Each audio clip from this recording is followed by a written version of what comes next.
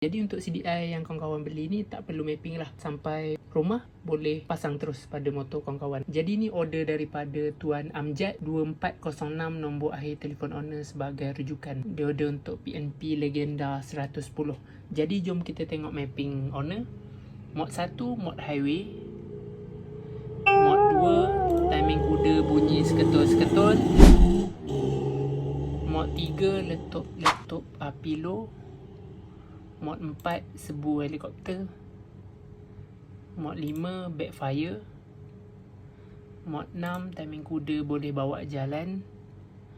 Mod 7 letup api power. Mod 8 mod race main dekat dan mod daily. Okay, jadi kita nak keluar off kan, tekan pangkah, tekan yes. Okay, jadi data dah tersimpan dengan baik dalam chip CDI. Jika kawan-kawan berminat untuk order CDI siap mapping, boleh WhatsApp nombor King CDT di bawah. Terima kasih support.